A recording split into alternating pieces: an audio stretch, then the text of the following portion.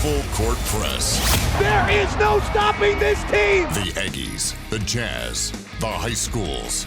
If it's the sport you care about, we're talking about it. Merrill for the lead. He's got it! It's the Full Court Press with Eric Frandsen and Ajay Salvesen. I'd hate to see how you balance your checkbook. I'm telling you, I'd hate to see you general manage a team.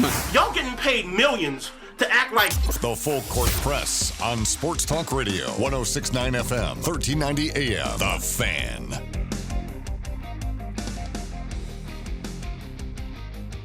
Hey, what's up, everybody? Eric Frandsen, Ajay Salvesen, intern Cody here with us as well. Man, it's been a busy 24 hours for the Utah Jazz. Well, they've had more moves. Yes, they have. Adding to their roster. I tell you, I am really excited about these moves that this Utah Jazz team has done and what they've given up to get it, to make it happen, is really not a heck of a whole lot. Yes, they are going into the luxury tax. New ownership, willing to spend the money. But we'll talk about the deals that have been done today, how Utah is really bolstering up their bench with veteran experience and guys who know what they're doing. USA, Team USA men's basketball team, they will be playing Australia late tonight. I think it's about like 10:30 our time. If you're going to be up late, you could watch it live. And so we'll preview that matchup. We've been having a lot of fun talking to these high school football coaches around Region 11. Ajay and I are going to be speaking with Coach Wise from Bear River. That's coming up at 4:30. And then Coach Howell from Skyview, we'll hear from him at about 5:30 next hour. And really interesting, Ajay, as we've been talking to these coaches, they have very different views about RPI, and scheduling is pretty similar across the board, but their views about RPI are pretty different. I think that's one of the bigger things that have stood out to me so far in these interviews. Yeah, RPI, strength of schedule, scheduling. I think the only thing they've really all agreed on is that Region 11 is going to be tough. That's probably the consensus agreement. Everything else has been, this way, that way. We don't like this or we like that. And so, Coach Weiss, 4:30? Yep. And then Coach Howell later on in the 5 o'clock hour for Skyview. Skyview, doing some research on them, and I brought up a crazy stat. You'll hear that in the interview. I didn't realize the stat that I brought up. And I was doing the research. I was like, oh, my gosh. Yes. Like dominance. Just like pure. Crazy. Not even just dominance in the region, but just dominance overall. It's amazing. And the teams they play, too, like it's a nice resume they have. So, yeah. Will they be able to keep it up? That's the question. Yeah, that is a great question. And especially, I love the answer we asked about Isaac Larson. I loved his answer. Coach's answer was awesome about that. That was really good. So if you want to chime in on that, high school football is only a week and a half away. We've got the Utah Jazz. They have the Summer League. The team, which one was it? The Team White? Team White won by like 30. Did very well. Team Blue, yeah, like you told me was yesterday. Complete opposite. Hey, because I was like, hey, the blue team's getting their butts kicked. Like, Ajay, the only game that matters is tonight against San Antonio. Look at the scores, like 82-59 or whatever at one point. I was like, oh, they're good. All right. We're good. We're all right. Azubuike looked great, by the way. I thought Azubuike played really, really well. Yeah, because the one squad has guys that are on the Jazz or were recently on the Jazz and might still be on the Jazz. It's still to be determined on some of these guys. But guys who have had some NBA experience for Utah. And they looked really good last night. They'll have another game tonight and one more tomorrow. No, excuse me, Friday. They don't play tomorrow. And then they're only going to take one team to Las Vegas, aren't they? They're not taking two teams to Las Vegas. No, one. They just take one team. I think it's the white team. The one that played better? Yeah. I forget which one is white, which one's blue. The white team won by 30 last night. The blue team lost by like 30. Okay. Last night. So and I think that's good. We've got some Jazz players who really didn't get a lot of meaningful minutes last year, and some of them are on the fringe of whether or not the Jazz re-signed them. Yeah, or if they need them. Yep, especially with the additions they have now. So, and actually, let's talk about that. And if you want to weigh in, I'd love to get your thoughts about some of these new additions. It's been a busy 24 hours for Utah. One of these happened last night while the Summer League was going on. Another one happened just this afternoon.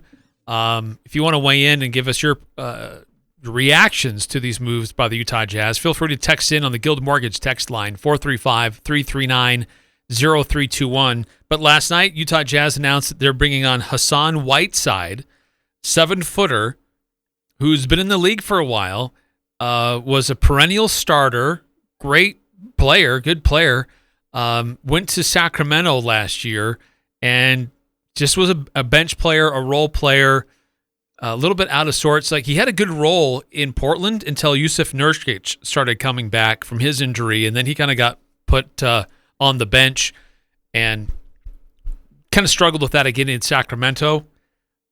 He played 36 games this past season. He had some injuries that popped up through the year. He had some health and safety protocols that he had to miss games for.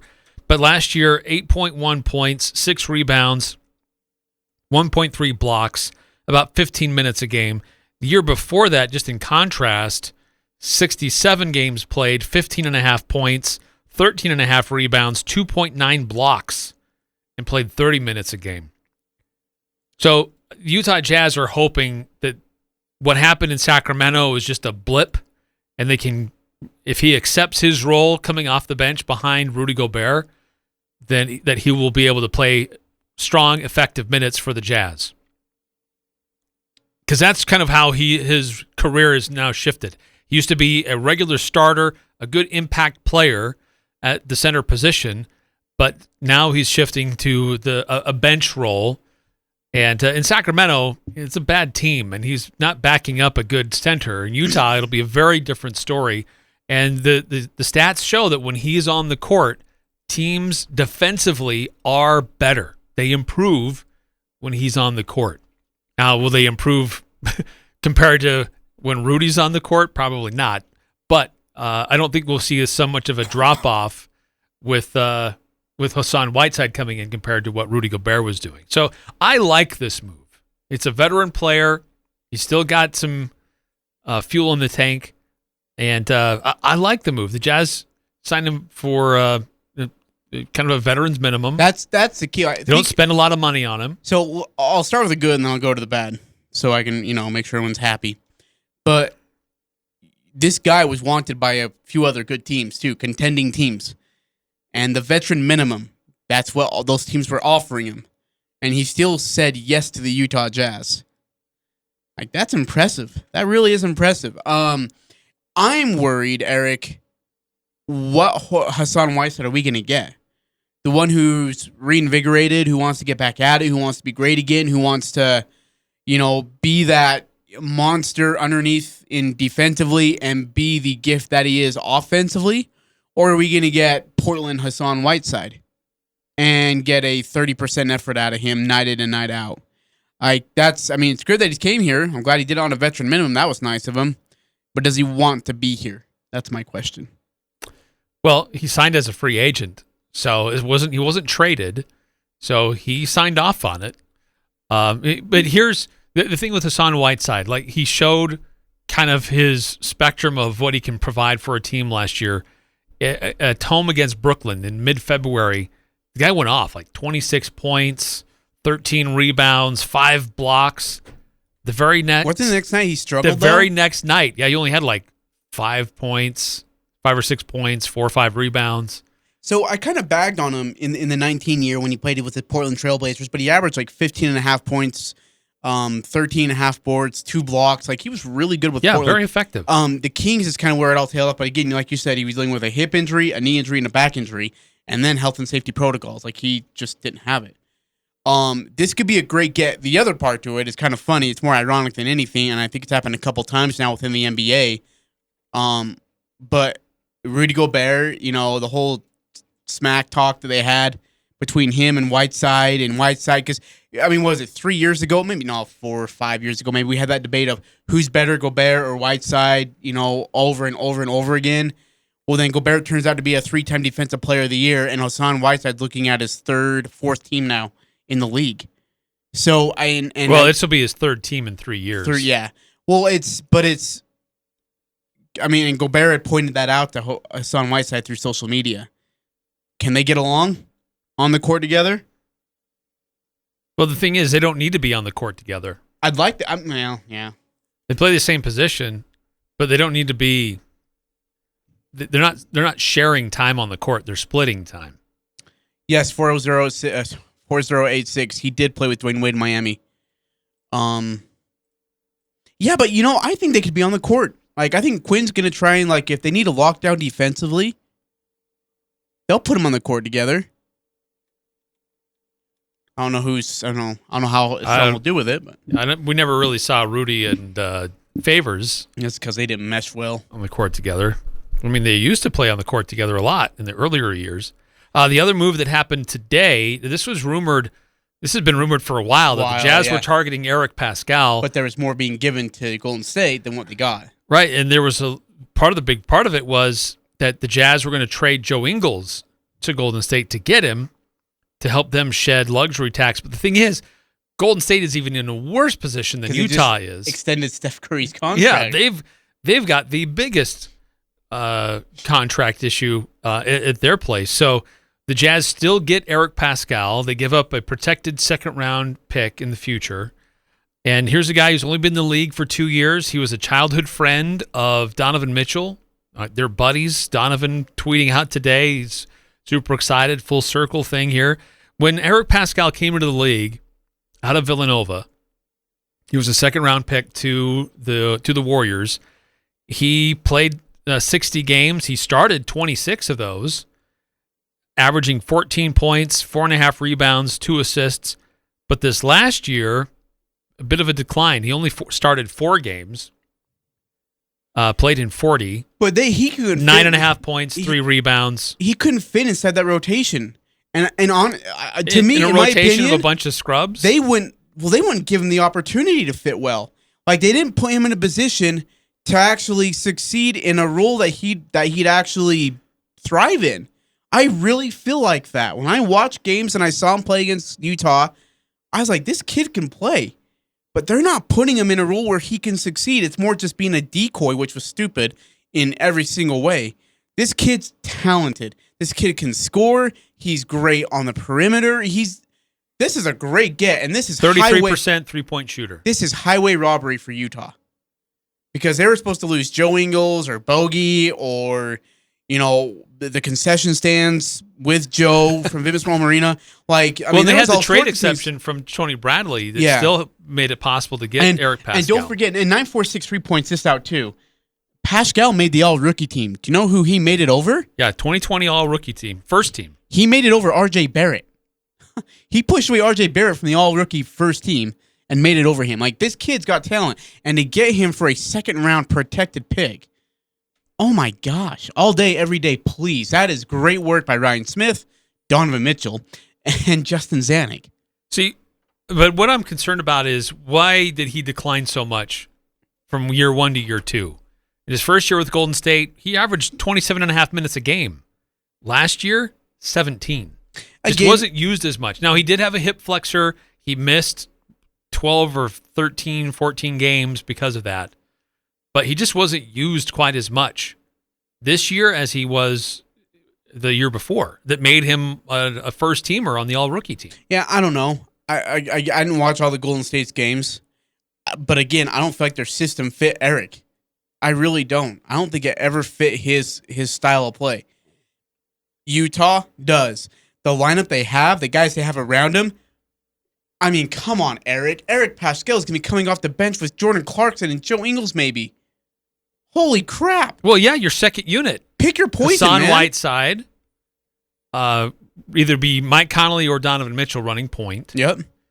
Then you'll have Rudy Gay, Eric Pascal, Jordan Clarkson, Joe Ingles. That's as good as what do you want to do? A lot of starting lineups in the league. I mean, and Quinn loves dabbling in mixing up things and bringing out different looks, and he's going to have a lot of different looks to bring out. Here becomes my bigger question. Remember that conversation we had about when Dennis Lindsey was making these moves and Quinn was looking at him with the right eye, which doesn't blink because I swear it's fake, just staring at him like, what are you doing? You think Quinn likes this? I think so. I think this gives his second unit versatility, which is what he really missed. You get a 6'8" wing who could also be playing the post in Rudy Gay. You get a 6'6" wing who's listed as a power forward as well, so he can play in the post and still guard on the wing. And you get a solid center defender who swats shots and grabs rebounds and can score. So these have been huge upgrades for the Utah Jazz. So let me get this straight, Eric. Rudy Gay, veteran minimum. Hassan Whiteside, veteran minimum. Eric Pascal, rookie contract. Anything else, folks? Like, is there anything else you need? You want a strawberry on top of that Sunday? Oh, and let's not forget the draft where they get Jared Butler, NCAA men's basketball and they champion traded Jared backwards Butler. to get him. These have been great moves. Justin Zanuck's killing it. Iron Smith's doing well. The question is can it perform on the court? Eric, it's a great team. We got excited about Bogey being a part of the team last year. Can this team compete on the court in a tough Western Conference and be a contender for an NBA championship? That's what it comes down to. So your starting unit, which was the number one team in the NBA, is all back. Oh, hang on. Okay. So you got your starting unit that was the number one team in the NBA. You have the sixth man of the year coming back.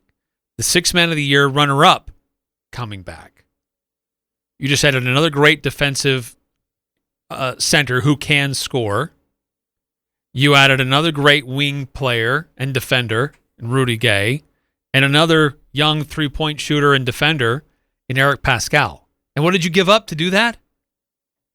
An aging veteran Derek Favors, Matt Thomas, and George Niang. Yeah, that's an upgrade. Mike Conley's got to play more than 50 games. I need Mitchell to stay healthy. Joe Ingles is like, if they can just put it together where things actually break their way and guys stay healthy, it's the best team in the league. Hands down, bar none. Wait. Did we roll tape on that? Yeah, we're rolling. Do we have is that recorded? No. Well, I guess. Well, no. The question is my that mic on? That needs to be. Of course, your mic is on. That needs because to be yeah, of course your mic's on. This freaking Daniel Radcliffe ugly version lookalike over here Rip, doesn't turn rude. on my mic, and we're doing a podcast for an hour and 15 minutes when I could have been at McDonald's. Well, you pushed the wrong button and then really screwed up my board. Go. I had your mic on. You just had weird buttons pushed an hour ago. So do you feel like the Jazz have made the right moves? Did they miss out on somebody that they should have gone after? And does this put them in title contention? Okay, ask the first question. Did they make the right moves? Yes. Did they get the right? Well, I guess it's the same thing. But does this put them in title contention? No. Lakers are still going to be the Lakers. The Nuggets are still good. They and the Suns own the Utah Jazz. Speaking of not losing many people and bringing people back, that's the Suns. And they beat the Jazz 2 games out of 3 in the regular season. And they went to the NBA Finals. Are they, I guess, I don't know, explain how, if they make the playoffs, absolutely they do. Are they a top 4 team? Yes. But they're not going to make it to the Western Conference Finals. They're not, there's too much talent around the Western Conference to do it. Memphis could give them problems.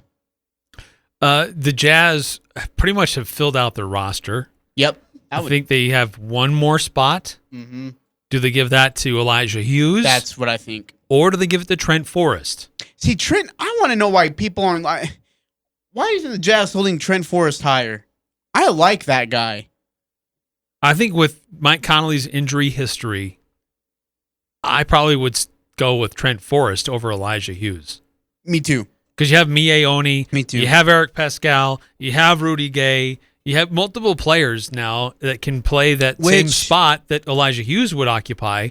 But if Mike Conley goes down, then your point guard rotation gets super thin, and you're putting a lot more pressure on Joe Ingles. Speaking of pressure, do you know how many guys are going to be fighting for that last roster spot to dress on the Utah Jazz roster without being sent to Salt Lake City? And that is going to be an absolute dogfight brawl to get that last spot.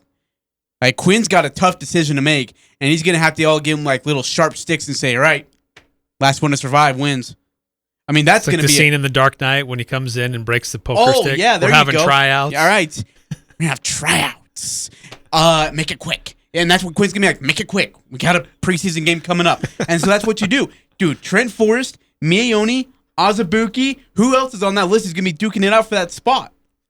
Well, Zabuki's already under contract. Miayone's already under contract. Yeah, but the dress, I guess, well, yeah, true. And there's a couple of fringe guys on the Stars team that actually played well towards the end of the season. That's going to be a battle. I'm excited to see actually more so that than anything else going into the preseason. It's going to be fun. 435-339-0321 if you want to weigh in on what the Utah Jazz have done in free agency. Very busy 24 hours, signing Hassan Whiteside last night, and then Eric Pascal just this afternoon making a trade there, giving up a future protected second-round pick. And Pascal is still on his rookie contract. Jazz, you were able to also use the trade exception from the Tony Bradley deal, so that really didn't cost them too much to get him. And 6'6" power forward, 2020 all-rookie first team.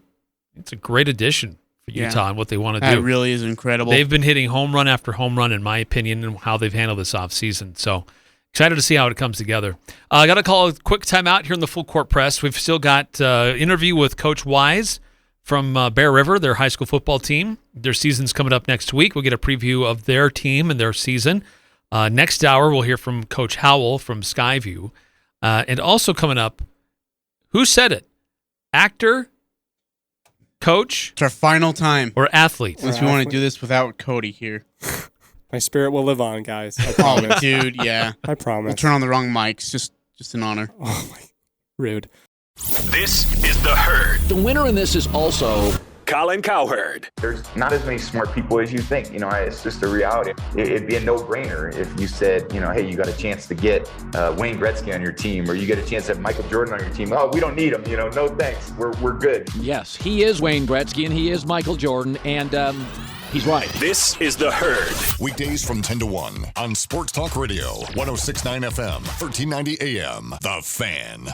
Preston Golf and Country Club is now taking registration for the Preston City Amateur to be played this week on August 6th and 7th. It's a 36-hole stroke play tournament. Championship flight will pay gross only and all other flights will pay net only. Prizes on every hole both days with significant added money. Entry fee is $60 for members, $75 for non-members, and does not include cart. Players pick their times on Friday with Saturday based on Friday scores. The Preston City Amateur this Friday and Saturday. Call 208-852-2408. What's the deal with the Dan Patrick Show? Dan Patrick. You're still fighting for Tiki Barber to get in the Hall of Fame. I'm not even actually a fan of Tiki Barber, really, but his stats suggest he's a Hall of Famer. His stats blow away Marshawn Lynch. Okay, because that's the debate now. Marshawn Lynch is retired. Yes, he. If Pete Carroll had just given the ball to Marshawn to run in, instead of throwing that pass, it wouldn't even be a question that he's Hall of Famer. Right. Dan Patrick. Weekday mornings from 7 to 10 on Sports Talk Radio, 106.9 FM, 1390 AM. The Fan. This is Nate Lamson with Valley Office Systems. Did you know that Valley Office Systems is a local company with Utah ownership, and we are debt-free with 47 years of industry experience? Valley remains your safe and smart choice for document solutions and all things office. Visit valleyofficesystems.com. Bright green cars, that's the only thing you need to remember as you're driving down Main Street in Logan looking for Jarek's Fine Jewelry. Hi, this is Jarek. We have a lot of people comment on the bright green cars outside, and some even talk about the building, but the overwhelming responses come when they step inside. Jarek's showroom was created to offer an intimate, romantic setting for couples to enjoy their ring buying experience. Everyone is treated like a friend, with no price negotiation needed. Make your engagement special. Make it Jarek's. Come see us at 930 North Main in Logan. Just look for the bright green cars. Behind Utah's most successful businesses is a whole lot of technology making them run. Behind that technology is Les Olsen Company, your local office technology partner. With everything from copiers and printers to IT services and even computers and document management software, Les Olsen Company has all the tools your business needs to do more. Need office technology? Partner with Les Olsen Company. Visit lesolsen.com/tech. Les Olsen Company.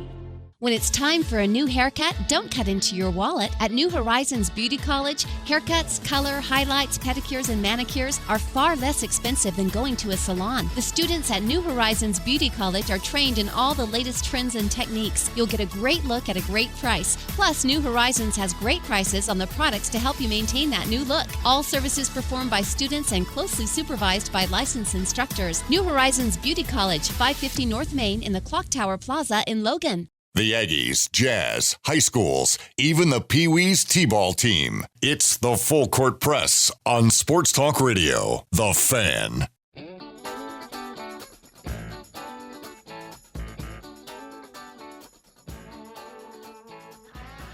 Okay, think about this.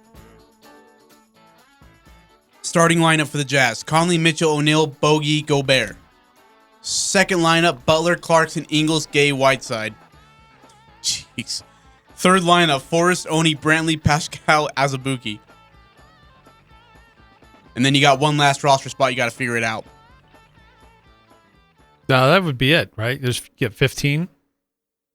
1, 2, yeah, I guess that would be 1, 2, 3, 4, 5, 10. Nope, never mind. That would be it. Or do you still get a spot for like a two-way player?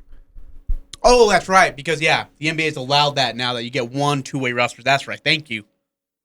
I was wondering why the roster spot would remain open. Yeah, that makes sense. Huh? That works for me.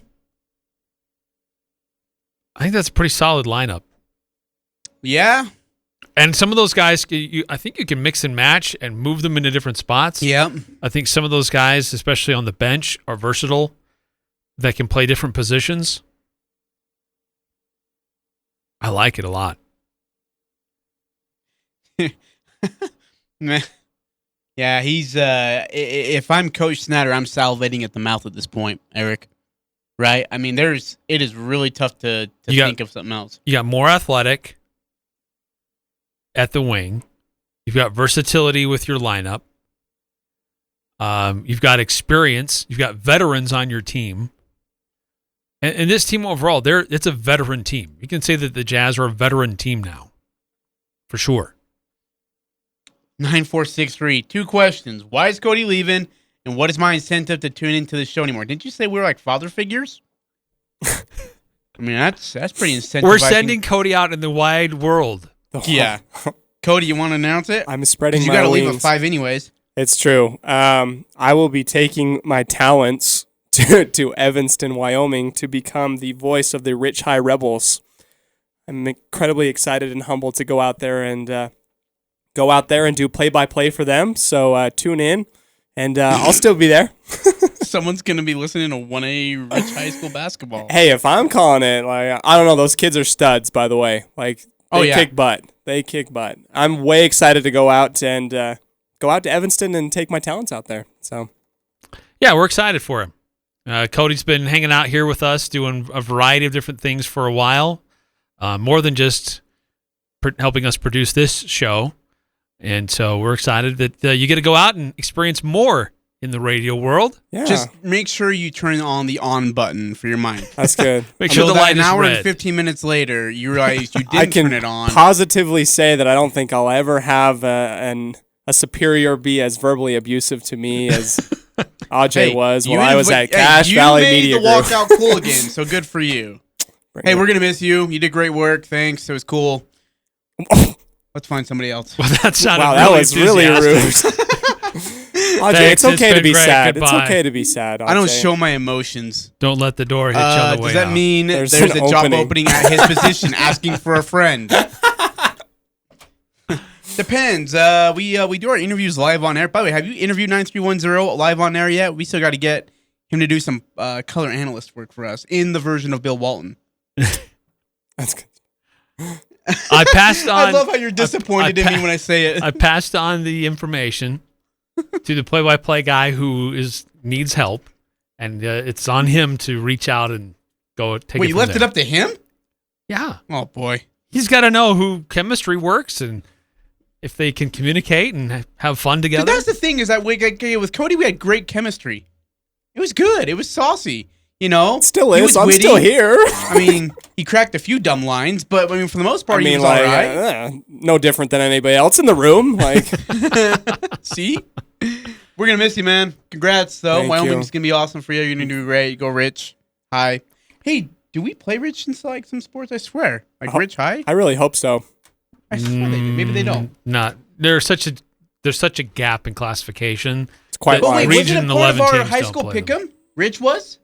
Well, yeah, we include them in, and we've included them in our high school pick'ems before. Yeah. Oh man, there you go. I'm gonna be getting the sauce from Cody. I'm gonna taste Cody. Cody, give me the deets. Oh, on this team. hey, you could finally win pick 6. That's awesome. No, it's We'll have to include some rich high school lines in the upcoming pick 6. Why? That's the dumbest thing I've ever heard. By the way, I want my gift back, or I want my gift at least. Oh, I have it for you. If this is a Javier's gift card, I'm gonna be really upset. No, that's better than a Javier's gift Enjoy card. 25 cents towards any meal. Wait, when did this expire? Why does this look like it was made from 1994? When did this, Eric? When did this expire? There's no expiration on it. Believe me, I looked. I looked this time. I've learned my lesson. Not fake. I'm gonna put it to the Put light. it to the light. Make sure you got the printing in the no back. Straight watermark. All right, we come back. Coach Weiss of Bear River as we continue our Region 11 football preview. He talks Bear River football. And, Eric, an exciting announcement coming up of a new play-by-play guy. I think people are going to like the name that they hear, who it's going to be. Yeah, really exciting stuff for Bear River, so stay tuned for that. It's coming up next on the Full Court Press. If you want to hit a home run or score a touchdown when it comes to your vehicle's maintenance, get your oil changed at Valvoline Instant Oil Change in Logan. This is Dustin with Valvoline Instant Oil Change. Preventative maintenance is huge in your game plan to keep your vehicle on the road. Not only do we change your oil, but we can also provide other services like recharging your air conditioning. Stay in your car while our trained pros service your vehicle. Valvoline Instant Oil Change, 695 North Main in Logan, across from Angie's. And the winner is Daryl's Appliance in beautiful downtown Benson, voted best appliance dealer in northern Utah. This is Jay at Daryl's Appliance. We sincerely thank you, Cache Valley, for your vote. We want to share more great news by introducing the newest member of our Scratch and Dent family, Whirlpool. That's right, we now carry Whirlpool-made appliances at Scratch and Dent prices, always backed by our exclusive 2-year warranty and our famous Daryl service team. Come check us out today. Daryl's, west on Airport Road. My part-time service in the Army National Guard makes it possible for me to be more for the community I call home. I'm a better neighbor because my service has taught me how important it is to be a team player. My training helps me in my classes when I give attention to detail to the task at hand. My service in the Army National Guard allows me to keep my country safe from threats. Learn more about how you too can live and serve part-time by visiting NationalGuard.com. Sponsored by the Utah Army National Guard. Aired by the Utah Broadcasters Association and this station. The Full Court Press on Sports Talk Radio, 106.9 FM, 1390 AM. The Fan.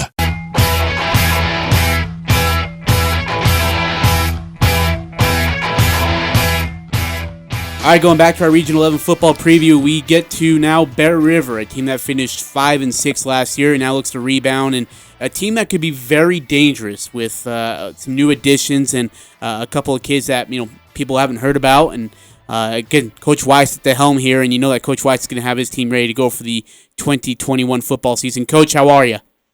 I'm very good, thank you. Hey, Coach, let's start here. Last year, kind of a rough ending to the season. You guys do beat Green Canyon in a thriller and then lose to a really, really good Pine View team. Now, going back into this year, what are some of the things that you feel like you have improved immensely on getting ready for the season opener next Friday night?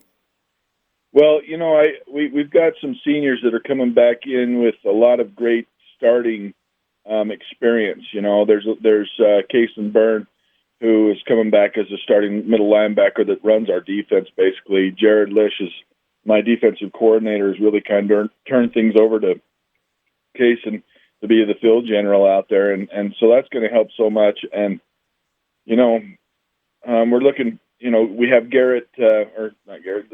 Garrison Marble back, and he was a very good weapon for us. If you recall, last year versus Ridgeline, he was the one that we barely missed the touchdown by an inch to go ahead or at least tie Ridgeline at the end of that ball game at our place, and he was as a hometown coach and the guy watching down the sideline, I'm going to tell you that he was in, but the fates weren't with us at that time. But that's fair enough. We got some great leadership at that senior level. We don't have numbers, but we have great leadership, and that's huge. Well, and you mentioned that the numbers of the seniors. You've got a young team this year, and so I guess just how has this summer gone so far in getting the right people in the right places? Sometimes you think you've got somebody, and then you have to switch a position and move them around, maybe from offense to just focus on defense, or vice versa. But how do you feel about how that progress is happening, and are you to where you want to be just yet with about a week to go before your season opener? Yeah, I'm so pleased with what the boys have done. We've improved by leaps and bounds. I really like where we are. I feel good about going into the first ball game with what we have as far as defensively and offensively. We've got to spend a little more time special teams wise than we have, but that's stuff that I'm sure we will get done in the next week and a half. And the trick for Bear River is always staying healthy. If we can stay healthy, I'll put our guys up against anybody. And I think that we've got a new strength and conditioning coach and Dave Putnam that's really done an outstanding job of getting these guys physically ready for this season, and hopefully we can keep everybody healthy, not just for the sake of winning ball games, but just for the sake of the kids. Well, and Coach, you've got another factor that I don't know if a lot of people know about. That's kind of it is a challenge that you have to face. It's not an excuse, but it is a reality that your football field's not ready quite yet, and you got to spend a lot of time on the road for the start of the season, and you guys got to be road warriors to get things going.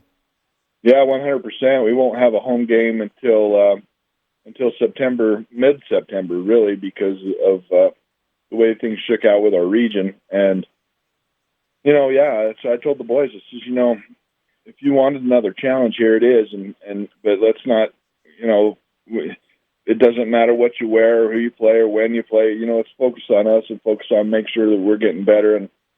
And I think they really have done that. I mean, it would be very easy to slip into the poor me mindset, and I found myself doing it a little bit with some of the senior parents and saying, hey,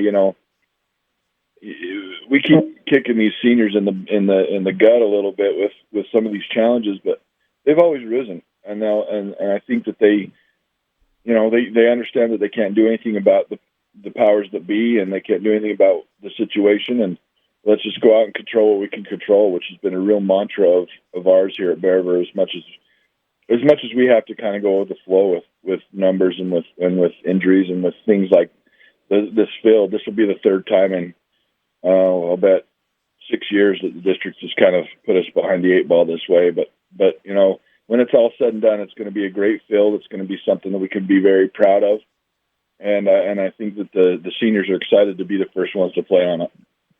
Hey, Coach, your identity last year was pretty clear-cut and dry in regards of Bucket Jones, who rushed for over 1,000 yards on nearly 200 carries.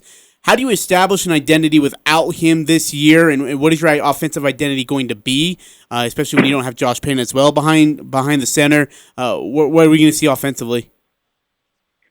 Well, as you're well aware, and you kind of just pointed it out, we have to adapt. We really do. Whenever anybody asks me what our offense is, I just say it's a multiple option offense, which covers all our bases. And it's really kind of it's got to be that.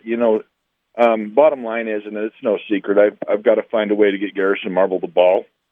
Riker Jepson really kind of gave Josh Payne a run for his money at the quarterback spot and pushed Josh to become the great quarterback that he was. And so I'm looking forward to Riker Jepson stepping into that spot and really excelling there. And he's getting pushed again by a sophomore behind him, so in Owen Olsen. So, we're going to have to get creative.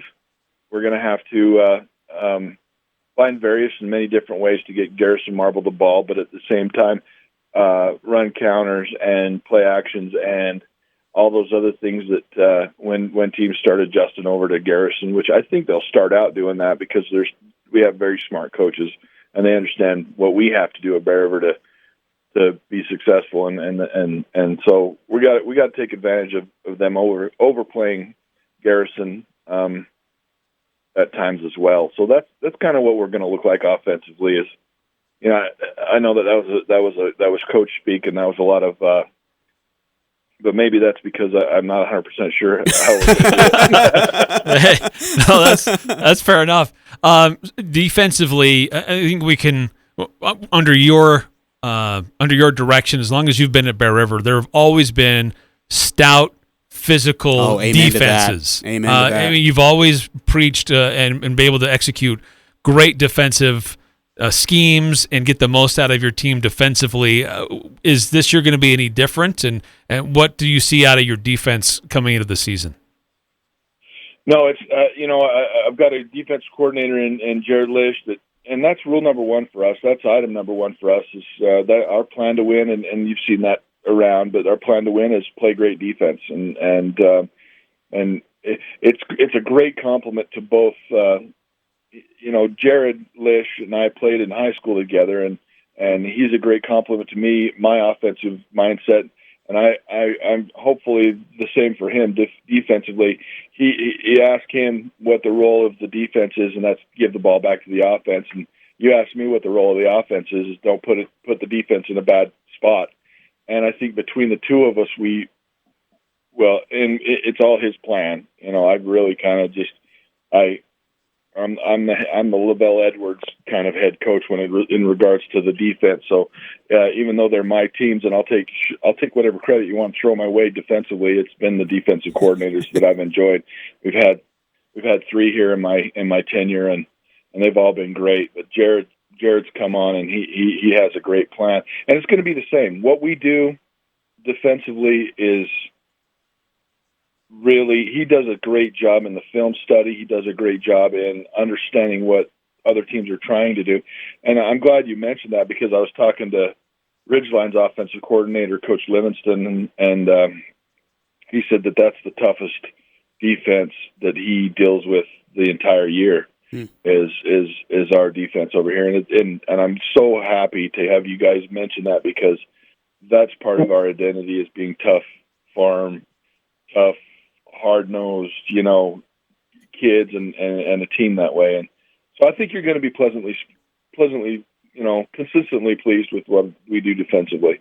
We talk about being mentally tough, and that, as we already mentioned, you're going to have to be your schedule is pretty good for your non-region play. You're at Morgan, at Clearfield. You got Madison, Idaho on the road as well. And then, of course, the Golden Spike rivalry continues when you go to Box Elder, just over the mountain to face the Box Elder Bees. Talk about putting your schedule together. Are you a fan of the RPI? Do you like it? Do you hate it? And how do you adjust your schedule to the RPI? I think it's good. In fact, it's, what I don't, especially the way that they've started, the only bad thing that I see is that coaches now think that the region games don't matter. Like the region schedule, like region championships don't matter because they don't have anything to do with placement. But I think that's a cop-out. I mean, if you're not getting your kids up for a region game, then that's on you. As a coach, and I'd be more than happy. Trust me, I'd be more than happy to call myself region champ, whether it meant we were in a different spot in the playoffs or not. What I do like about the RPI is I like the fact that we're taking the best, and maybe I put too much stock in the algorithm, but it's putting the best teams in the best spots to win. And you look last year. I mean, I would argue with anybody that says that the best two teams in 4A football weren't Pineview and Skyview. I played them both, and they were the two best teams, bar none. And so that's what you get with the RPI. So I do like it. As far as me scheduling that way, I don't know that with the handicap that they give you, because they used to say if you beat a team that had the bigger RPI, then it was worth such and such amount. Now they've really reduced that. The smartest coaches, and this will show how dumb I am, but the smartest coaches are the coaches that get teams, that play teams that are as close to their ability as they can. That's the smartest way to schedule for RPI. Now, you look at my schedule, and I think it's a little bit with, I don't know, maybe I'm too optimistic, but I like to play competition that's going to push us, and I don't like to play down, because I do think that teenagers will play to the level of the team that they play. Now, that's a fine balance, because you can't schedule a team that's going to just dominate your kids, because that'll put them in the doldrums, right? So it's a balancing game.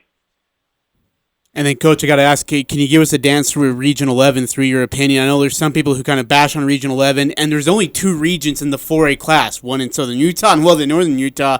But give us your thoughts on Region 11 as a whole from your coaching perspective, please.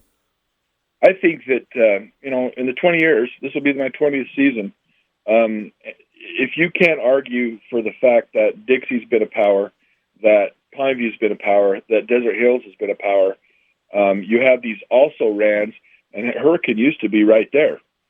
Snow Canyon used to be right there, and for whatever reason, they've kind of fallen off and whatnot.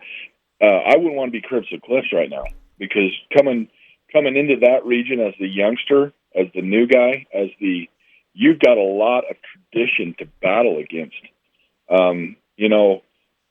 In the 3 state championships that we played, one of them was in we played Grantsville when they were part of 4A or 3A, but then the other 2 were Pineview and Snow Canyon.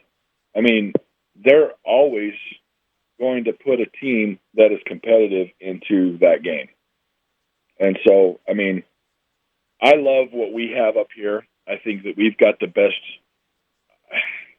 and again, like I said, I may be unrealistic, but I feel like our region up here north would compete very well with a 5A region. Wow. And I think I could say the same. Now, top to bottom, there's a huge disparity, but I think the best teams in our region could beat and play the best teams in some 5A regions. I really do. And I think the same could be said for Region 9. That's a heck of a point. Yeah, there's some great programs up here, and they've had a lot of success, that's for sure. And your teams have had success as well. You've been to that championship game a couple different times. Yeah. And Coach, last thing from me, we maybe you know this, maybe you don't, but for our listeners who don't know, there's going to be a little bit of a change in how we broadcast the Bear River games this year, and we're going to have a new play-by-play voice, and it's a name that some people will probably recognize. That's Rod Zundel. He's retired from KSL, and he needs something to do, and he's going to come call games for the Bear River Bears. Were you aware of that, and what do you know of Rod? I had heard that, and I'm very excited. I'm very excited. Rod is a good friend of mine. Being from this area, I've coached all of his nephews, and the Zundels in this valley they're gold. They are golden people, and I'm very excited to have Rod there. And you know what? I'm very excited to have a cheerleader for Bear River, because these kids deserve that. They really do. And not that he's going to be unrealistic or anything like that, but I think he'll be right there level with some of the best in the state as far as calling ball games, and I'm excited for that. I know this might be a biased question to ask you, but are the Zundels the best athletes to come out of Tremonton? Oh, that'd be. You know what? It would be hard to argue that Jason Zundel wasn't one of the best that ever came out of this valley. Wow. He's one of the best athletes. The only Mr. Football to not go on and play college football, because he went on and played college baseball smartly, because he can still walk around and move. So, but the only Mr. Football that chose baseball over football as a post high school career. But but we've got great families here for sure. Absolutely. But you know what I'm finding, and what I really love to see is, I love to see we're starting to get some growth over here. I love to see the new names that are coming out and making names for themselves. But, when you talk about Bear River Valley, you're talking about the Franks, the Zundels, you're talking about, the Schofields, the Robinses, you're talking about, all of these different, and it's the same everywhere, I'd imagine. You absolutely. Get certain families that produce the athletes a little bit. But I love to see the new kids come out and shock the world. Their season opens up on August 13th at Morgan. There they continue a long road trip through mid-September until their field is ready to go. Coach Wise, we greatly appreciate you, and we look forward to seeing you guys in action next Friday night. Best wishes. Stay healthy. Thank you, boys. I really appreciate what you do in publicizing these young men, because they are every bit worth the effort. Thank you. 20 years in Region 11, that guy. Well, as a head coach at Bear River. Well, dude, that's the longest tenured. tenured... The regions had different names, but... Oh, okay, calm down. Yes, one of the longest tenured coaches in high school football in Utah. Yeah, in Utah. There you go. That's impressive. It's crazy. That's impressive. And he's got like the third longest tenure as an active head coach. Yeah, and he's done it consistently. The success has always been consistent for him, and I think they've got more on the way, and I'm excited for what this Bear River team can do. Regardless of the record, they always play tough. They're gonna. Oh, dude, they give you. Look, they make you go out of there thinking you just got through with a war, and you're looking at bumps and bruises on your knees and your arms.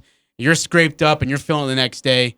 That's because you played Bear River High School football, and Coach Weiss makes you feel it. I love it. It's been fun talking to these coaches. If you want to listen to any of them again, because we've talked to other coaches before earlier in this week, you can always go back to our website or search us on our podcast feeds, 1069thefan.com. We talked to Coach Kearns. We spoke with Coach Cox. And we just spoke with Coach Wise. And then we've got Coach Howell coming up a little bit later on next hour here on the Full Court Press. All right, in solitary meeting, and lovingly, we're going to miss Cody, actually. We really are going to miss Cody. He's been just so phenomenal. He's grown up in so many ways, and now he gets to go be the voice of the Rich Rebels. We're excited for him. Seen him blossom in front of our eyes. He's gotten so big. Yeah. Just more annoying. Okay, let's go ahead and play our favorite game, Actor, Athlete, Coach. Cody?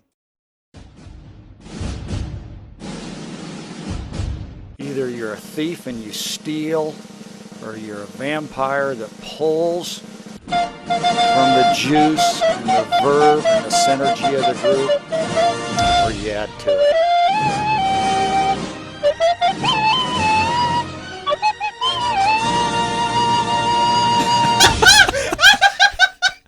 That still makes me laugh every time I hear it.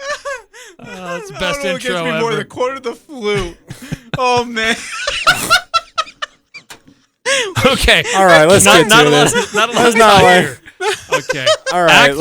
Actor, athlete, or coach. Here we go. Let's go with Eric. Eric, quote, "It was 201 years ago today, Beethoven's Symphony No. 3 in E-flat, which escorted into the age of romanticism in music. And when I think of Boris Daw, I think of Beethoven and the age of romantics. This guy has it all." Wow. I caught a Boris Dia reference in there. I'm going to say Coach Greg Popovich. Ooh, no, wrong. It is a athlete, Bill Walton. Fantastic for Bill Walton to go ahead and... Okay, that sounds like something Bill Boris Walton would Dia say. makes me think of Beethoven and the age of romantics. Cool. Ajay, quote, "I just want to win one soccer game. Is that so hard to ask?" Oh, player. No. It's Ronaldinho. Oh. No. Oh. It's from a movie. Okay. Well, actually, you picked the one thing that I couldn't accept, which was either going to be a coach or a movie, because it was Mike Ditka in Kicking and Screaming. So, nice try. Ditka. Mike Ditka. Okay, Eric, quote, "Cocaine should be legal." Cocaine should be legal? Yeah. That's got to be freaking J.R. Smith. I'm gonna say... Or Marshawn Lynch. I'm going to say actor. What? No, that's an athlete, that's man. definitely an athlete. Nick Oh. Young. Yeah. Nick Young. Thank you, Nick Young. Swaggy P. Swaggy P. My man. Ooh. Oh, this one's a good one. Ajay, here we go. Y'all know how we have dogs and stuff, right? So I think it was bigger people in the world before us, and the dinosaurs were their pets. Mike Leach. It's Jordan Clarkson. Nice try, Whoa! though. Like, Jordan Clarkson. Jordan Clarkson coming That's when in. he was not sober, kids. Yeah. I think dogs and stuff, so I think it was bigger people in the world before us, and the dinosaurs was they pits. That's the direct quote. Okay. That was pretty good. You do you, Jordan. Man, Nice job, LA Jordan. really just murdered him. Yeah. Oh. Quote, we're not athletes, we're baseball players. I'm going to say actor. You're right. Yeah, I was going to say, I think that's a good one. Is that Major League? I don't know what Jack Elliott is it is from a movie. I don't remember. Well, it might be Little Big League. Little Big League. I don't know. I can't remember. It's a good one. Okay. Okay. Ajay. Love is bigger than any tidal wave or fear. Oh, that's freaking that's an actor. It is an actor. It's Paul Walker. Paul Walker. Bethany Hamilton from Soul Surfer. All right. Hey, before we go, we just again want one more time, Cody. We want to say thank you so much for being a part of our show. We wish you the best, and Rich will be listening, and we hope all goes well for you, my man. Hey, thank you so much for all you've done for us. And perhaps most important, drive safe. Yeah, seriously. You're going to be doing a lot of driving. Put the seatbelt on. Get a 4-wheel drive. I really appreciate it. Full tank of gas. Thank you for your time. God bless, man. Good luck to you. Thank you. All right, buddy. Okay, coming up next hour, Coach Howell and preview of USA versus Australia. I'm Dan Patrick, and this is Above the Noise. LeBron James arguably brought into existence the modern era of the super team when he took his talents to South Beach. That was back in 2010. Now he's introducing something new in Los Angeles, the aging super team. The Lakers signed 37-year-old Carmelo Anthony to a one-year deal yesterday. He'll join 32-year-old Russell Westbrook, 35-year-old Dwight Howard, 36-year-old Trevor Ariza. LeBron's 36, Marc Gasol's 36. Anthony Davis is the youngster of the group at 28, and ironically, he's one of the bigger health concerns. I'm not sure the Lakers did this by design. Their flexibility was limited, and they were doing what they could to fill in the pieces. There is a bit of an experimental feel to the roster as it currently stands. Will Westbrook demand the ball at the same rate he has throughout his career? Does Melo have to have his touches? Is there enough talent to survive injuries? The Lakers and LeBron always get attention, but now they truly are one of the more fascinating teams in the NBA. I'm Dan Patrick, and this is Above the Noise. Remember the saying, if you love something, set it free. If it doesn't come back, it was never yours to begin with. When it comes to your identity, the folks at LifeLock are calling BS. All those nights working overtime, saving up that money, paying off all the debt, and now some identity thief wants to try to set it free? It's crazy talk, right? That's why LifeLock by Norton helps monitor your information and alerts you to potential identity threats. And if you do become a victim, a dedicated U.S.-based specialist will be there to help fix it. No one can prevent all identity theft or monitor all transactions at all businesses. But when identity thieves try to take what's yours, you don't have to take it lying down. Save up to 25% off your first year. You just have to call 1-800-LifeLock, or you can go to the website. You can go to LifeLock.com. Make sure you use the promo code Patrick. So 1-800-LifeLock, or go to LifeLock.com. Make sure you use the promo code Patrick for up to 25% off. Ascent Aesthetics is quickly becoming the choice of those looking for Botox, fillers, skincare, microneedling, laser hair removal, medical-grade facials, and more. Doctors Blotter, Benyon, and Robinette of Cache Valley Ear, Nose, and Throat have assembled an incredible staff that want to meet and help you feel confident, beautiful, and refreshed. At Ascent Aesthetics, it's always education first. Visit Ascent Aesthetics in their new Providence location next to the Bank of Utah. Go to AscentAesthetics.com. That's AscentAesthetics.com for more details. It's the Full Court Press with Eric Frandsen and Ajay Salvesen. I'm going to have to put a 1 right here, right, Eric? So it's not expired. He did the same thing to you. I didn't notice that. Yes, you did. Luckily, I'm a good forger. I honestly did not notice that. Here you go. Sir, this expired in 1992. What are you doing here? No, that's 2092. Weekdays from 4 to 6 on Sports Talk Radio, 106.9 FM, 1390 AM. The Fan begged and even pleaded, and the heavens heard you. KLGN Logan, 106.9 FM, 1390 AM. The Fan. We are Fox Sports. And here Here's what you need to know. LaMarcus Aldridge is reportedly getting the urge to play in the NBA again after retiring in April from heart issues. He's already getting nibbles from prospective teams. The Athletic finding out the Wizards get their hands on free agent Spencer Dinwiddie on a 3-year, $62 million sign-and-trade deal. The Wiz dumping Chandler Hutchison and a 2022 second-round draft pick to the Spurs in what is a 5-team transaction. Kemba Walker will latch on with the New York Knicks after hashing out a buyout with the Thunder. The A's are currently trailing the Padres as they go to the bottom half of the 10th inning. That is 4-3 San Diego after they scored via a fielder's choice in the top half of the 10th. A final, the Rays suppressed the Mariners 4-3. Mike Zunino punches a solo home run, and Cole Hamels signs with the LA Dodgers through this season. The pitcher had been out of the league for the last year, tending to tricep and shoulder injuries. I'm Brian Fenley. It's the Full Court Press. There is no stopping this team. The Aggies, the Jazz, the high schools. If it's the sport you care about, we're talking about it. Merrill for the lead. He's got it. It's the Full Court Press with Eric Frandsen and Ajay Salvesen. I'd hate to see how you balance your checkbook. I'm telling you, I'd hate to see you general manage a team. Y'all getting paid millions to act like the Full Court Press on Sports Talk Radio, 106.9 FM, 1390 AM. The Fan.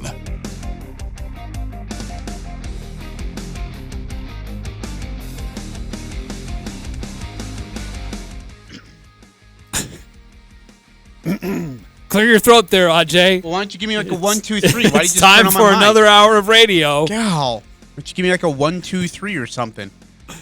1, 2, 3. Mics are on. Here we go. Time to do radio. Eric Frandsen, Ajay Salvesen here on the Full Court Press. A lot of fun last hour with Cody. Wish him all the best. And off to new adventures. Yeah, it's been the chance to work at McDonald's is a once in a lifetime opportunity, and he gets that opportunity. Go get it. Go get McDonald's. Last hour we talked about the deals that the Utah Jazz have made. Hey, keeping themselves pretty busy. I just saw this tweet of the Utah Jazz. Listen to this. This comes from Jazz Six Man. Spence Checketts had Chad Ford on his radio show, The Drive, in Salt Lake City. Listen to this. The Jazz wanted Butler, but didn't think he would be there at 30, so they agreed to trade their 30th pick to Memphis when the draft was on pick number 22 and 23. Then, when he was available at 30, the Jazz were sick. Him falling was an absolute shock. If that's the case, the Jazz front office is really bad at managing the draft. That's horrible on the Jazz part then. Why? They had multiple guys they would have liked. That was the guy they wanted. For them to say he was the only guy that we wanted, I mean, that's really disingenuous. You don't agree with that notion? I'm sure there's guys that you'd like more than others. Yeah. But why trade down then? If he was still available, they made that trade when he was at the 22, 23 mark. Yep. Do your homework, do your research, and you'll find out he's at 30. And you never needed to trade. Well, but in doing the trade, they get additional future assets, and it saves them money on his future contract. That is true. So it worked out. Wow, that's crazy. We were talking about kind of the progression of who backs up whom for the Utah Jazz, like the starting lineup and where the backups are. Do you think that the Utah Jazz try to convert Butler into more of a point guard? Oh, man. That is such a good question. He's more of a shooting guard for Baylor. Yeah. He didn't really run point, but in an NBA system, he's 6'3". They try to convert him into a point guard and just don't sign Trent Forrest and say we're going to just work on Butler being the third backup point guard. Oh, man. I don't know, because I haven't seen a lot of Butler. I need to see what he looks like. That's true, and he's not on. And I just don't know yet. He's not on the roster for what's going on in the summer league in Utah. Will he be available for the roster in Las Vegas? That is yet to be determined, according to Tony Jones. Okay, so we do not know yet. Here's some of the details. They made the trade on draft night, but it can't be completed. That trade cannot be completed until August 6th. Oh, okay. So he won't be available through the entire Salt Lake City Summer League schedule, but there is a good chance that he could be available when they go to Las Vegas. Okay. So he still could be there then. Yes, there's a chance of that. The Jazz had two teams that are involved in their own summer league in Salt Lake City. Jazz Blue got destroyed, and Jazz White, they were the ones doing the destroying. They beat up on San Antonio Spurs last night, but this Jazz White team, it's the evening team each night.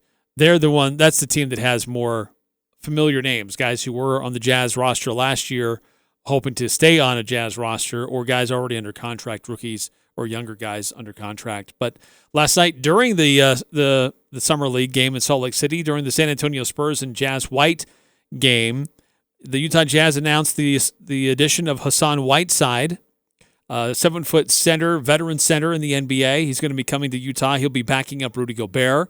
And then this morning, Utah announcing that they made a trade, trading away a future second-round pick and using the trade exception available to them because of the Tony Bradley trade. They're able to get Eric Pascal from the Golden State Warriors. He will be coming into his third year. Childhood friend of Donovan Mitchell. He's super excited. He's 6'6" power forward. And he was on the all-rookie team, the first team all-rookie team in 2020. So this is a really good addition, Ajay. I like these moves that the Utah Jazz have made in free agency over these last few days. Yeah, I just can't tell you how shocked I am the Jazz got Eric Pascal for a second rounder. Still blows my mind. They didn't have to give up Joe, Bogey, anything. Like, it was just a second round protected pick. No harm, no foul. They did get rid of or did trade away, I should say, Derek Favors, and that gave them some cap space relief. But Rudy Gay, Hassan Whiteside, Eric Pascal, those weren't big contracts that put the Jazz higher up into luxury tax. Now, they will be in luxury tax territory. So there may still be something the Jazz do before that deadline of when your roster is set for what your threshold is for tax purposes. So there still may be something that the Jazz do. But as of right now, they got better without spending much more money to get better. Yeah. Because they're not paying Mike Conley as much. Now the contracts for Rudy Gobert and Donovan Mitchell go up. But still, I really like how this team's coming together. Do you I know we talked a little bit about it in the second hour, or even the first hour of the show, but just the opportunities to experiment with so many lineups is going to be awesome for Quinn. You know, to see what Rudy Gay can do, what he's capable of, how he fits on the court with Rudy Gobert, and how, dude, I didn't think about that. Rudy and Rudy on the same court. And RG squared. Oh, jeez. Rudy Gobert and Rudy Gay. Oh, jeez. Both have the initials Eric, RG. You can't learn to hold it in. You just can't learn to shut up, can you? All right. So, anyways, can they find any other players with the initials RG? I'm not gonna be able to. I don't know who's out there. All right. Anyways, so or Hassan Whiteside. Man, I totally lost my train of thought. You jerk. You're talking about the versatility of different lineups using Rudy Gay. So if the Jazz go small, does Rudy Gay basically play the center position? Yes. If a team wants to go small against ball, the Jazz, Rudy Gay will small play that ball. Center position. Yes. Is Rudy Gay your essential, your effective big man? Yep. He is, as he should be. That's why they have him. So starting lineup's the same. Your second unit could be Donovan Mitchell, could be Ingles running point, Jordan Clarkson. Already mentioned Ingles could be on the court there in the second unit. Rudy Gay and Hassan Whiteside. Not too shabby. It's a good unit. And then the other guys you have available, Udoka Azubuike, Eric Pascal, Mie Oni, Elijah Hughes, and Jared Butler. God. Wait, give me that lineup again. Doak. Yeah. Pascal. Okay. Oni. Hughes, right? Is that what we said? Okay. And then Butler. Dude. If they can stay healthy, holy smokes. There's a lot of versatility in that. Hey, so does that do it on... So that's 3 veteran minimum contracts? Or is there 4? So that's got to do it on that. So how many guys do they have? 14 or 15? Do you know? That puts them at 15. Okay.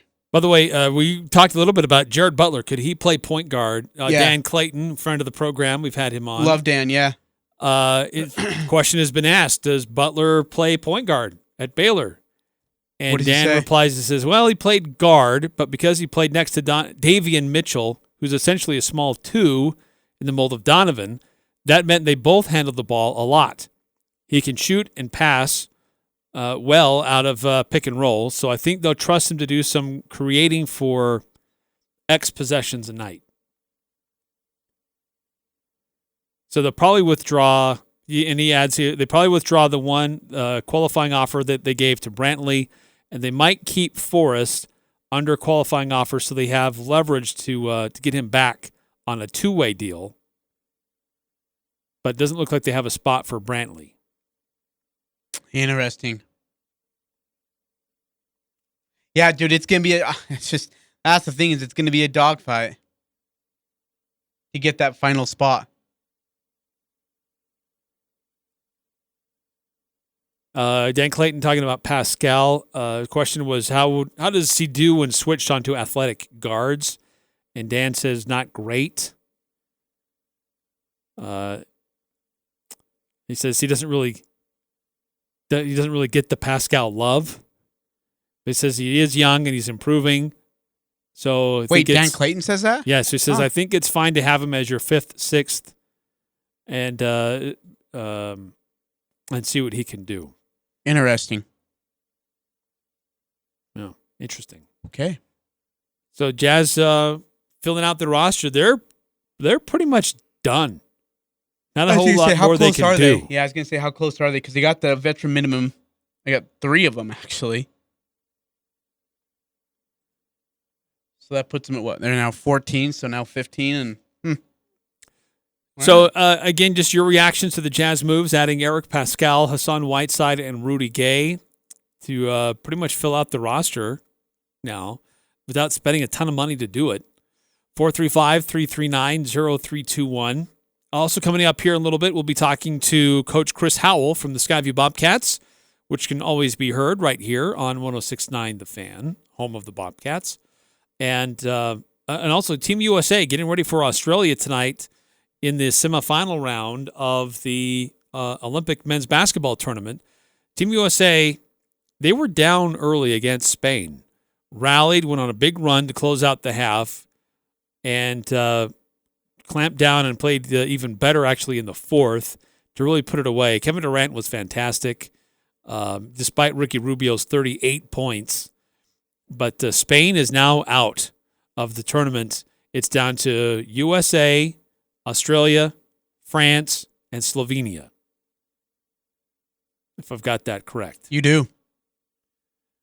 So, oh boy, this is the one issue, the one worry I had is facing Australia in the Olympics, and here we are in the semifinal. They've got their number, by the way. Australia's got their number. Australia's played well. I think they've got depth and playmakers. I think they pose the biggest challenge to Team USA. France, France has a lot of playmakers and great players as well, but I think top to bottom, Australia's probably got more depth. Yeah, absolutely. Slovenia, they've got Luka, and he's been playing out of his mind. Yeah. They do have a few other current or former NBA players with Slovenia, but that team is all about Luka. Mm-hmm. So again, Luke is going to be a problem for France. He alone is going to be a problem for France. That's going to be a fun matchup. Can you imagine if it's Rudy Gobert versus Joe Ingles in the Olympic title game? The smack talk on social media and in practices. Oh my gosh! Isn't that what it was in FIBA just a few years ago? Joe let Donovan Mitchell have it so many times. Like Donovan said, he was getting annoyed of Joe that like he wouldn't respond to his text for a week because he was just sick of him. That's good stuff. Hey, how cool is it though that Donovan Mitchell and Eric Pascal, best friends when they were young, now get to play on the same NBA team together? And again, credit to the Jazz management where they're like, oh, this is what Donovan wants. Let's get what Donovan wants. Let's make him happy. By the way, real quickly, please. The schedule for basketball. Okay. USA versus Australia tonight, 10:15 our time. What? That game is on Peacock. Oh, gosh. Stupid. And then Slovenia and France, they face each other at 5 a.m. tomorrow morning. I don't know where that game's going to be played. Probably on Peacock. And then the gold medal game in basketball for the men will be Friday at 8:30 our time. And the bronze medal game will be Saturday at 5 a.m. So it'll be decided by this weekend. Yeah, I'm not a huge fan of, let me rephrase this. I am not a fan at all of Peacock TV. Like, I'm missing games because I don't have Peacock television. Are you serious? I mean, honestly. Yeah, I haven't seen anything. I'm not a subscriber to Peacock. And I'm not going to be. Just for the Olympics. Olympics. They're purposely finding the premier games people want to watch and throwing it on there. Try to push subscriptions. Oh, by the way, I guess there's a couple college football games that are only going to be broadcast. Notre Dame has 2 big games that are going to be broadcast only on Peacock TV. If you're a Notre Dame fan, you're like, no. Been watching NBC my whole life. Now I have to go to Peacock TV? My gosh, dude. What a joke. Makes me angry. They got a new subscription service. They got to push subscriptions somehow. Yeah. To push it out the window 50 feet in the air and let it fall. That's what I would do with that subscription. I'm just not a Peacock guy. Where's our texters today? Hey, 435-339-0321. Are you guys alive? Roll call. Just live call, actually, for that matter. Just, are you all alive? Okay? Happy? Healthy? Someone. I haven't heard from piranhas in weeks. It's a welfare check on piranhas. 339-0321. Welfare check on all our listeners. Are you guys okay? Are you alive? Is this too boring of a conversation? Jazz basketball? Hey, by the way, Seneca Knight, San Jose State cat, is officially a cat. And he's now at BYU. That makes me sick. I hate that. You got freaking Greg Wrubell. Nighttime. Yeah, like go to sleep. Good one, Wrubell. I shouldn't hate on Wrubell. He's a super nice guy to me. Just annoys me that Knight went to all the places Seneca Knight could have gone. He went to BYU. I was underwhelmed with Seneca Knight. You were? Yeah. Dude, I think he's a baller. I'm scared to death of that BYU basketball team again. They're going to be a monster to deal with again. I'm terrified of that squad, especially at the Marriott Center. 5452. Please send Diet Dew. Ooh, yeah. Life check. We will get you some Diet Dew, my man, one way or another. 1570. So glad the Jazz could keep Joe Ingles. Amen to that. Even though his production has been a little down, he is still very, very huge part of the team. I heard he was on the trading block for Golden State, and he was. Golden State was asking about him time and time again. That's what's amazing. The Jazz were like, hey, can we get Joe Ingles? How about a second-round pick protected? You got it. Send it right over. Are you kidding me? That's all it took. Well, the Jazz were looking to shed some salary, and it was either going to be Joe Ingles or Derek Favors. Yeah. It had to be one of those two guys. Yep. And, man, given everything else equal, I'd rather have Joe Ingles on my team than not on my team. Yeah, he's a little bit slower defensively, but how he helps your team and how he helps the offense, I think he's got a great locker room presence. He's the secret sauce for the Jazz in a lot of ways. So I just learned something new. 2603 isn't Peacock free. 9176. Peacock's bottom tier is free. Not sure if the games are on the free tier. Okay, hey, for you guys who have Peacock TV, and I'm being serious, do you like it? Because I'm spending $13 on Amazon. Do I need to make a change? Do I need to go to Peacock TV? Because, dude, they have like the Fast and Furious films. They have The Office. And they have the Olympics. And now they're going to have my Notre Dame Irish playing football on their channel. Dan Patrick's on Peacock. Here, man, I like Dan Patrick, but I'd rather hear his voice than see his face. 2305. Let's see here. Who is Seneca Knight? That's his name, right? I didn't get that wrong? That's correct. Yeah. Seneca Knight's the former San Jose State Spartan. Their leading scorer, their leading assist man, second in rebounds, really good ball player, who is now headed over. He's 6'7". He plays, even though he's that big, he plays the guard. Yeah. More of a wing player. Piranhas. Only played in 4 games last year. Yeah. So they had a weird deal with their basketball team. Yeah, dude, and you knew it was going to. In fact, I think the coach had said it before the season that he didn't think things were going to go according to script by the end of the year, and he was talking about his own team. Yeah, they did protests, and then guys were giving up and leaving. And 5452. Sorry, I haven't texted in. Oh, it's Piranhas. Says he's been listening, just busy. We're glad to have it back to a 2-hour show. Hey, we're glad to be back to 2 hours. Good to have you back, Piranhas. Hope you're well. 1570. Hope you're doing all right. How about Whiteside? At one time, him and Rudy were considered the 2 best centers in the NBA defensively. That's what's amazing. That's true. Is that that debate of is it Hassan or Rudy, Whiteside or Gobert, like on and over and over and over again, and people said it was Whiteside. Now he's playing for his third team in 3 years, and we have the third 3-time defensive player of the year. Questions, right? Hey, what he in 2019-2020 he averaged 2.9 blocks a game. Wow, I didn't know that. Last year he averaged 1.3. So still good defensive presence. Hey, what do you think got the better fit? Hassan Whiteside and Rudy Gobert, or Andre Drummond and Joel Embiid in Philadelphia? Rudy Gobert and Hassan Whiteside. Really? I feel like that Drummond Embiid fit's going to be really good.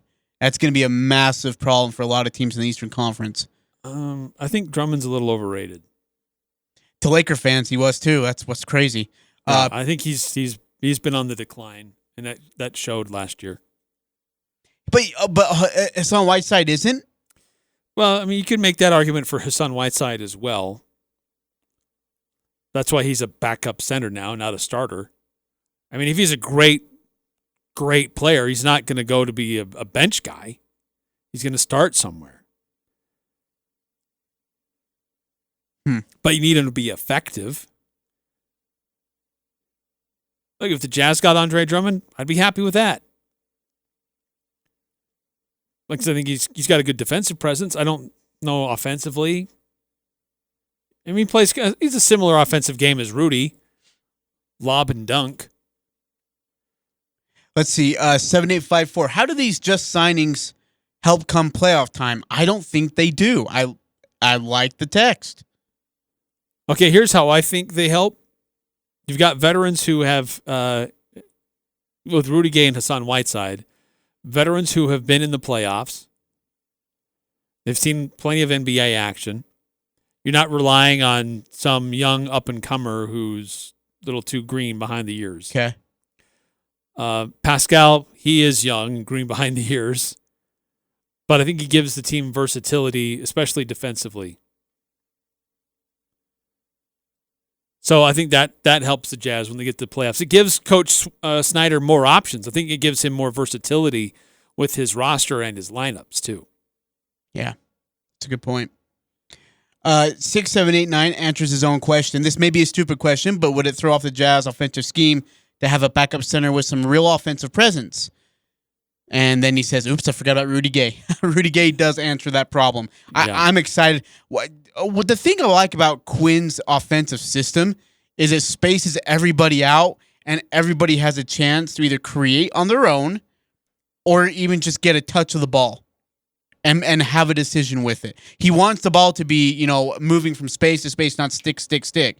So I think Quinn's offensive system allows him to do that, and I think Rudy Gay's going to find better space and be able to do more offensively. I am excited about that. Yeah, I agree. I think that Rudy Gobert does need to develop more offensive plays that he can do.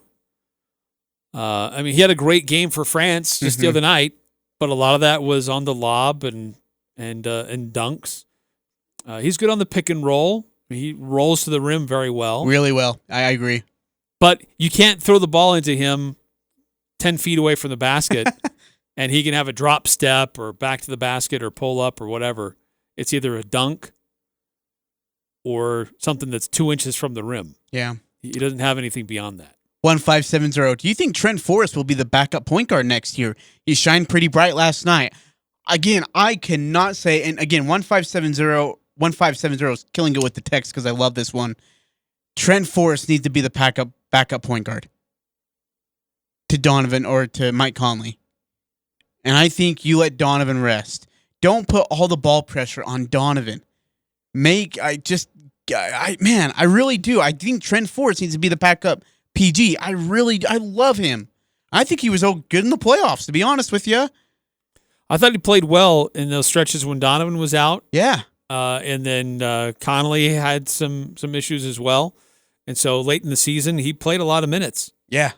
And I thought he grew in that time. I thought he improved a lot. His outside shot is not a good form. He's not a good outside shooter. So he's got to improve that. But is he the primary backup? Not yet. Yeah. But I'd like to see him get minutes. I hope, and I hope they're meaningful minutes as well. I really do. Yeah, that's true. Meaningful minutes are different than just minutes. Yes. 6789 wants to ask you a question, Eric. So who starts for us? Do you still have Joe running the point at the second unit? Is Troy starting the 4? Or does he get moved to 3 to have Rudy Gay start? What is your starting lineup? And then give me your backup second unit, will you? I think my starting lineup is the same as it was this last year. Mike Conley, Donovan Mitchell, Royce O'Neal, Bojan Bogdanovic, Rudy Gobert. And then my second unit, you have Jordan Clarkson, Joe Ingles, Rudy Gay, Hassan Whiteside, and then that other position probably is going to be one of those starters that's still on the court. So you think Mike it's Conley really? or Donovan Mitchell running point? So I'm sorry, don't yell at me, but give me that second unit one more time. You have Clarkson. Yep. Ingles. Yep. Hassan Whiteside. Yes. Rudy Gay. And then either Mike Conley or Donovan Mitchell. Dude, that's where I put Trent Forrest in there. Oh, give me Trent. Love to see Trent Forrest play. I'm with 157. I think he's just been playing out of his mind lately. I think lately, I say like end of season, I thought he was great. I think last night in Summer League, it looked like he was an NBA guy playing with Summer League guys. Just the IQ. Oh, my goodness. Let's see here. Oh, is there 0945? By the way, good to hear from 0945. Hope you're having a great summer. I remember when the Jazz brought in Ed Davis, Jeff Green, and Emmanuel Mudiay. They thought they killed it in free agency that year, and it turned out to be a huge bust. We'll see with Rudy Gay and Whiteside. He's not wrong. That's true. When Ed Davis was gone and when Jeff that Green was happened, gone, we thought, oh, man, this is going to be awesome. Yep. Spot on them by 0945. Yep. Pretty much all three of them were a bust. Mudiay had his moments earlier in the season, but really none of those three guys worked out. 1570. Where does Pascal fit in the second unit? That's a good question. I think it depends on what kind of versatility they want. I think he could back up Royce O'Neal in certain moments, in certain sets. And so if you go small and Hassan Whiteside's not on the court, then he's in the lineup in that second unit with Rudy Gay. So, yeah, it's a good question. Like, where do you, if you're going to fit him into that unit, does Trent Forrest is your 14th man? Trent Forrest doesn't see the court very much. So, it's a good question. It's going to be a battle for those second and third unit guys to figure out who gets playing time. The veterans are, Quinn Snyder's going to defer to the veterans first. Oh, heavens gracious, absolutely. He's a veteran guy. Yes. Absolutely. Because we haven't said anything about Miaoni. Nope. He could be a second unit guy. Dude, just a battle for that second unit spot is going to be bonkers. That's one thing I'd love to see in practice is see those guys duke it out. Miaoni, Trent Forrest, somebody else. There's a couple other guys too. 7-8-5-4. This isn't hockey. You don't have line shifts. Hopefully, coach narrows it down to 9 guys. You're just adding depth in case of injuries and foul trouble. That's a good point. Yeah, absolutely. 9 guys. Okay, so your 5 are your starting 5, right? Conley, O'Neal. By the way, can I give you a hot take? Royce O'Neal will lose his starting position by just after the All-Star break. He will no longer be a starter. Who takes his spot? Eric Paschal. Wow. I don't see that. Or Rudy Gay. Yeah, I think he loses his starting spot. But okay, so then your starting 5 to start the season, of course, is Conley, Mitchell, Bogey, O'Neal, and Rudy. Is that right? Yep. So if we were to go to a 9-man rotation, so starting 5 and then your 4 is Ingles, Clarkson, Whiteside, Gay. Oh, man. That is going to be a mean battle for that second unit spot. Yeah, because 7-8-5-4 is right. It's not, you don't do just complete line changes. Yeah. In the NBA. All 5 out, all 5 in. Right. Usually there's always some starter on the court. It's rarely you have a unit that has no starter on the floor at all. But this second unit for Utah, not bad. No. Not a bad second unit.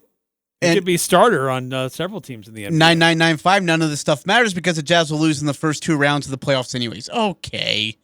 Come on. Be nice. 1570. Are we forgetting somebody, Eric? Well, yeah. We don't know about Jared Butler yet. He could work himself into the second unit.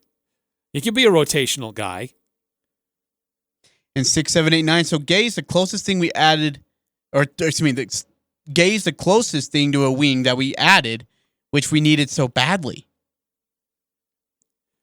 Yeah, he's got good size, good defender. Oh, he's got great length, yes. He can hit an outside shot. Goodness gracious, absolutely. Yeah.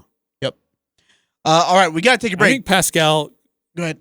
Backs up Royce O'Neal probably more than we expect. I think and Pascal Rudy Gay takes backs up Bojan Bogdanovic. I can't speak. It's going to be fun. It's going to be fun. All right, we got to take a break. Coming back, we got to get Travis Cox. We're going to talk to him, Regional 11 football coach. No, Chris Howell. Chris Howell. Sorry. My goodness gracious. Of Skyview. And a team that's been a dynasty in Regional 11. We'll hear from him and his thoughts on Regional 11 and their schedule and his football team here on 106.9 The Fan. This is Cache County Fire Chief Rod Hammer asking for your continued help. The state forester has determined that measures must be taken to prevent the ignition of forest and rangeland fires. Therefore, the following acts are prohibited. No building, maintaining, attending, or using any fire, campfire, or stove fire, including charcoal grills and barbecues, coal and wood-burning stoves and tin stoves, at homes and in developed camping and picnic grounds. There is an exception for devices using pellets, pressurized liquid fuel, or gas that include shutoff valves. They are permitted when used in an area at least 3 feet or more from flammable climbable material such as grasses or pine needles. No smoking except within an enclosed vehicle, trailer, or building, a developed recreation site, or while stopped in an area that is paved or free from dry vegetation. No discharging or using any fireworks, tracer ammunition, or other pyrotechnic devices, including exploding targets. No cutting, welding, or grinding metals in areas of dry vegetation. No operating a motorcycle, chainsaw, ATV, or other small internal combustion engine without an approved and working spark arrestor. On behalf of all the firefighters in Cache County, we appreciate your efforts in preventing wildfire. Preston Golf and Country Club is now taking registration for the Preston City Amateur to be played this week on August 6th and 7th. It's a 36-hole stroke play tournament. Championship flight will pay gross only and all other flights will pay net only. Prizes on every hole both days with significant added money. Entry fee is $60 for members, $75 for non-members, and does not include cart. Players pick their times on Friday with Saturday based on Friday scores. The Preston City Amateur this Friday and Saturday. Call 208-852-2408. Clear the road. We have supplies inbound. Are you a problem solver? The Air National Guard never shies from tomorrow's problems. We run to them. Ready for world-class military training and global missions? Help us design the blueprint for a better future. Serve close to home and build the life you want with the Air National Guard. Visit us at goang.com or call us at 1-800-TOGO-ANG.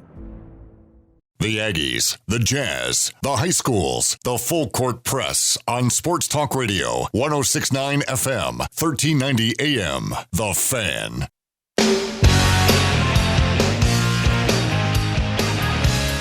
All right, we continue our Region 11 football preview with one of the more dynasty teams in not only just the 4A class, but maybe the state of Utah, and that is Skyview football. Coach Howell joins us now over here on the Full Court Press. Coach, how are you?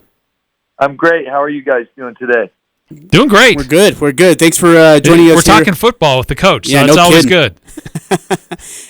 Does it come up quicker on you than it does on us? Just the football season. I know you got a lot to do, planning schedule and such. And then you got, you run into summer camp 2-a-days, and all of a sudden you're 1 week away from the season.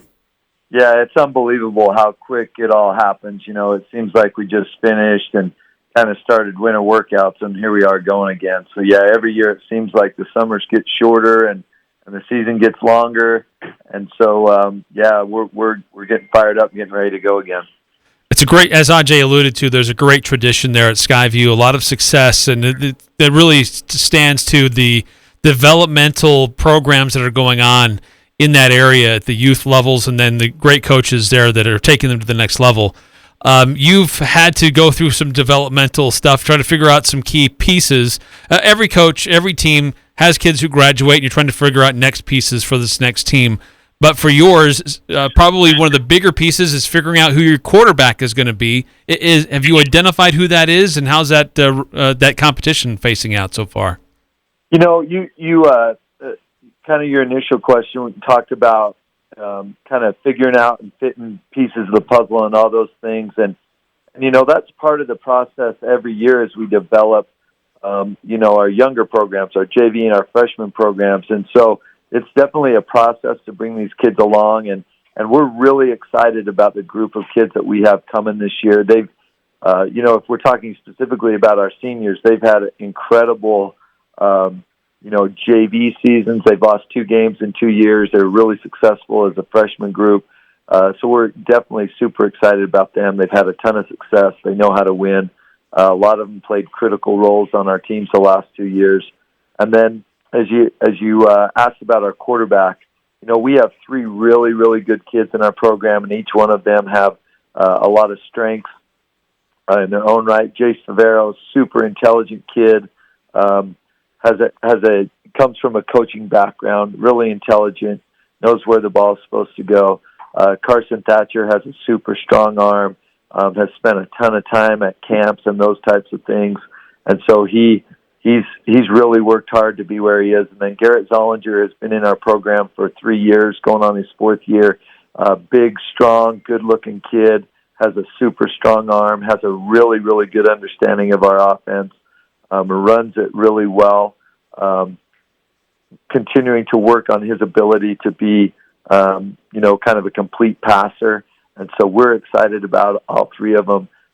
Garrett, just because of his time in the program, really has emerged as kind of the number one guy right now and is doing a really good job. But those other kids are doing a fantastic job and are continuing to battle as well. How do you replace Isaac Larson? I know it's maybe replace is not the correct word, but how do you fill that massive gap because of how big of an impact he had on every facet of the football field? You know, people said the same thing a year ago about Mason Falslip. How are we going to replace Mason Falslip? And the thing about it is we have great kids in our program. We have kids that are really explosive, and now it's just kind of that next man up mentality. We have some really good players who will fill that void now. You know, both of those guys, both Mason and Isaac, brought a dynamic kind of piece to the puzzle, and so we'll use multiple guys to kind of take the place of what those guys were doing. Cole Watterson is extremely explosive. He played almost exclusively on defense last year, and we kind of look for him to kind of create some of those explosive type plays. He is really, really fast and super quick. Super excited about him. And then we have three other receivers that I really like that can kind of take the top off of the defense. Davis Hall is really good, played a ton at our nickel last year. Jackson Sundstrom, big, strong kid who has great ball skills. Love what he's doing. And then Brooks Rigby has really emerged as a junior. He's about 6'3", can really jump, and he was kind of, I wouldn't say a late bloomer, but kind of like a baby giraffe for his freshman and sophomore years, and now he's just kind of grown into that body and really excited about what he's going to be able to do for us this year. Coach Chris Howell, head coach of the Skyview Bobcats, getting ready for their football season opener next week. And, Coach, we talk about players and positions and kind of filling holes. It seems like you don't have as many holes to fill defensively. It seems like a lot of the guys that played key roles defensively are back this year. Is your defense going to be the strength of your team this year, or is it still going to be pretty balanced? Oh, I certainly hope it's balanced. Now we've been able to play really good defense the last couple of years, and we build our team more or less around our defense. You know, I'm a defensive guy. I love coaching defense, and so we take great pride in being good defensively. One of the things we try to do to develop and continue to play good defense is rotate more guys on the defensive side of the ball, and so that way, you know, we continue to have those guys with a lot of playing time and experience, and that's kind of where we're at this year. And so I think early on, especially with, maybe some of our losses at the running back position, at the quarterback position, the offensive line position, we're going to depend on our defense to make some plays and keep us in games. And then as our offense continues to grow and get better and improve and build that chemistry that's so critical on the offensive side of the ball, that we'll get back to that balanced situation that you talked about. Eric, you want to hear a stat that blows your mind?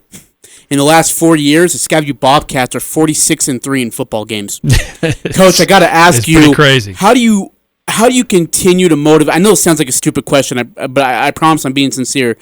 How do you continue to motivate kids to want to be at their very best when they've been at the pinnacle, when they've been at the absolute peak, won state championships and such? How do you come back and motivate them the following year? What do you tell them?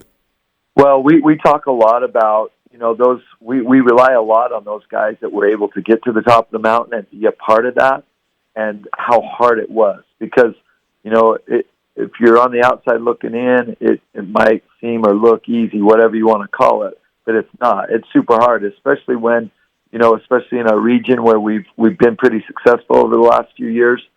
Everybody's out to get you. You're going to get everybody's best shot, and so we have to prepare that way.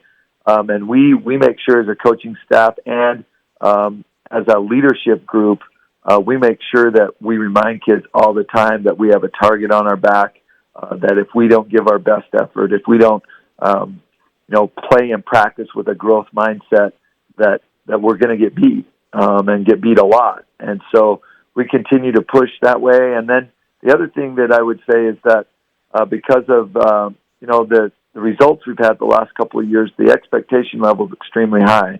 And so the culture that exists within our program kind of drives the way we practice and hopefully the way that we perform. Coach, looking at your schedule, you open up the season next Friday hosting Harriman, 6A school, and then you got a couple other 5A schools on your schedule. You got a trip up to Idaho. Just generally, we've been asking some of the coaches your philosophy about the non-region games that you get to schedule. What's your thought process and the type of schools you like to try to put on your schedule before you get to region play? Yeah, absolutely. I believe very strongly in not scheduling any cupcakes. You know, we want to use, even though, so now with the RPI, every game counts. You know, they all count the same, and so we are building ourselves for the playoffs. And so we scheduled. It was kind of one of those years where it was time for us to reschedule and bring in some new teams and some of those things. And to be honest with you, there's not a lot of teams that are super excited about playing us, you know, in our classification or a classification above us. And so we went out and found teams that we feel like will help make us better and that will really push our team and get us to practice and perform hopefully at a very high level. You know, if you look at both Harriman and Mountain Ridge, basically Mountain Ridge is an offshoot or a new school that broke off from Harriman. They're both 6A schools. They're going to be really tough just based off of the depth that they're going to have. And especially Coach Pierce at Harriman High School has had a ton of success and will really challenge us schematically and with the guys that they have. Bonneville had a great season last year. They have really, really good athletes. Will be at their place, so that makes that difficult. And then Rigby lost in the championship last year, won it the year before. We watched them play Box Elder the week before us last year up in Rexburg, and they beat Box Elder 50-0, and they might have been the best team that we saw play all year. They'll give us a challenge like we haven't had in a while. And so our preseason is brutal.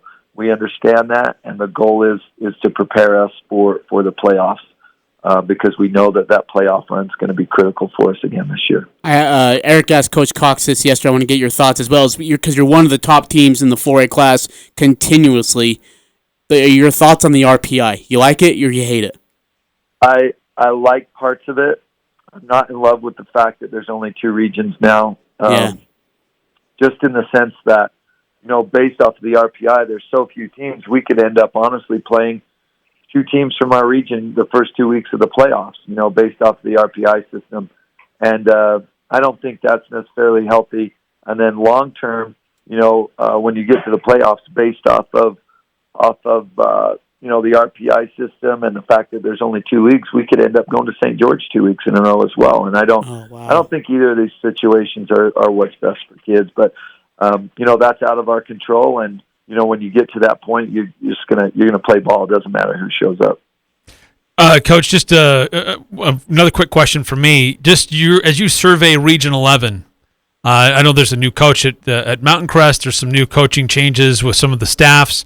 And always there's turnover with players, but as you kind of survey the region, how do you assess what we're going to see this year up in here in northern Utah?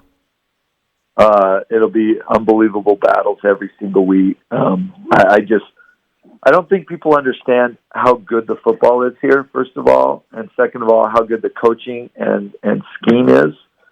We have really good players that play really hard, and then we have coaches that prepare really hard as well. Sorry, we've got an announcement going on.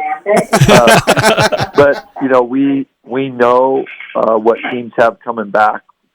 We know that Ridgeline's going to be really good. In my opinion, they have one of the best quarterbacks at the state at all levels. We know how tough he is. We know the guys that they have coming back around them. You know, they have coaches that are familiar with our schemes on both sides of the ball. So that creates challenges as well. Green Canyon's the same way. They have a coach that has a ton of success in this state and a ton of longevity. They have familiarity with our schemes. Logan, I believe, has a really good quarterback and good running back and people coming back around him. Coach Bowen's getting that thing going in the right direction. They create some great challenges. I think that what Coach Kearns is doing at Mountain Crest, he's bringing a new style, a new scheme that really we don't see a lot at our level. So I know that's going to create problems. And then Bear River is always, those Bear River kids remind me a lot of my time in Wyoming and the toughness and grit that they play with every single week, regardless of record. Teams are going to bring their best effort and play really, really hard. They get ready for a big day on September 17th, Skyview and Ridgeline. That's in Smithfield. We'll all be looking forward to that one. Coach Hal, thank you so much for your time. Greatly appreciate you. Good luck through the season, and please stay healthy. Absolutely. Thank you. We appreciate all you guys do to provide great opportunities for our kids. Western Extermination is your simple solution for lawn care and pest control. Your yard is meant to be enjoyed without bugs like ants and wasps, mosquitoes and spiders, plus rodents that chew up your lawn and garden. Western Extermination offers fertilization to keep your lawn green and healthy and to keep weeds away. Rodents, dairy flies, and mosquitoes cause a problem when trying to enjoy the outdoors. You can count on Western Extermination to exterminate the problem. Ask about military and advance pay discounts, residential and commercial properties, curb-to-curb services. Western Extermination has you covered. 512-0014. That's 512-0014 for Western Extermination. Bright green cars. That's the only thing you need to remember as you're driving down Main Street in Logan looking for Jarek's Fine Jewelry. Hi, this is Jarek. We have a lot of people comment on the bright green cars outside, and some even talk about the building, but the overwhelming responses come when they step inside. Jarek's showroom was created to offer an intimate, romantic setting for couples to enjoy their ring buying experience. Everyone is treated like a friend with no price negotiation needed. Make your engagement special. Make it Jarek's. Come see us at 930 North Main in Logan. Just look for the bright green cars. When it's time for a new haircut, don't cut into your wallet. At New Horizons Beauty College, haircuts, color, highlights, pedicures, and manicures are far less expensive than going to a salon. The students at New Horizons Beauty College are trained in all the latest trends and techniques. You'll get a great look at a great price. Plus, New Horizons has great prices on the products to help you maintain that new look. All services performed by students and closely supervised by licensed instructors. New Horizons Beauty College, 550 North Main in the Clock Tower Plaza in Logan. Talking the sports you care about. The Full Court Press on Sports Talk Radio, 106.9 FM, 1390 AM. The Fan.